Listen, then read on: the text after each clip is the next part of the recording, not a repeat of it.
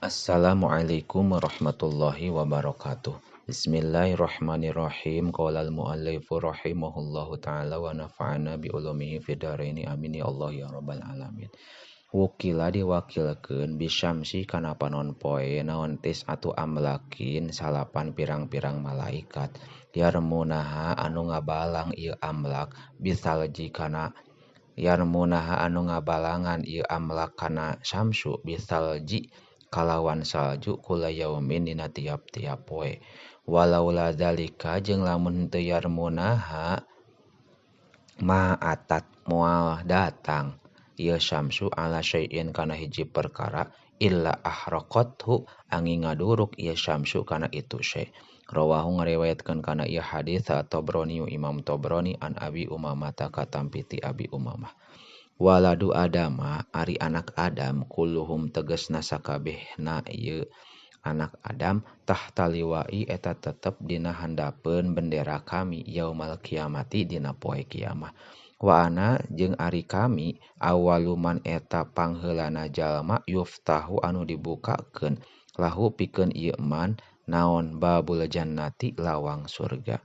Rawahu ngariwayatkeun kana ieu hadis sa Ibnu Asakir an Hudzaifah katampi ti Hudzaifah.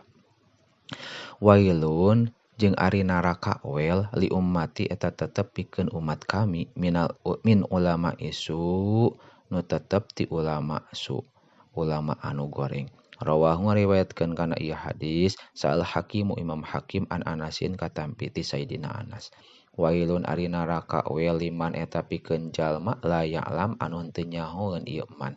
Wa wailun jeung ari wel naraka wel teh liman eta pikeun jalma alima anu nyaho ieu man.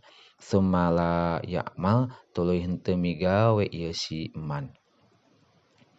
Rawahu ngariwayatkeun kana ieu hadis sa Abu Nuaim. Wailun ari naraka wel wadin eta hiji jurang pi jahannama dina neraka jahanam yahwi turun fihi kana itu wel saha al kafiru jalma kafir arba'ina dina 40 naonana kharipan tahuna qabla ayablugo dina samemeh tepi ieu si kafir kok rohu kana jerona itu wadin. Rawahu ngariwayatkeun kana ieu hadis Al-Hakim Imam Hakim an Abi Sa'idin katampi ti Abi Sa'id.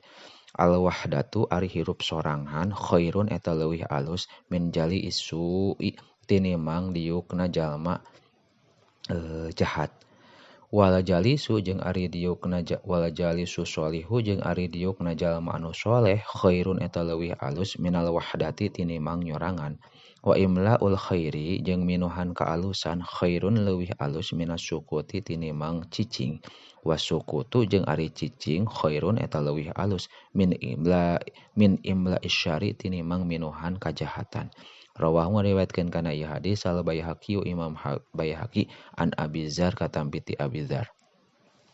Al wudu'u ari wudu qabla ta'ami dina samemeh dahar wa ba'dahu jeung dina sabada dahar yanfi eta nganapikeun ieu wudu al faqra kana kafakiran. Bahwa sareng ari wudu min sunanil mursalina eta tetep ti pirang-pirang jalma anu diutus. Rawahu ngariwayatkeun kana ieu hadis At-Tabrani Imam Tabrani an Ibnu Abbasin katampi ti Ibnu Abbas.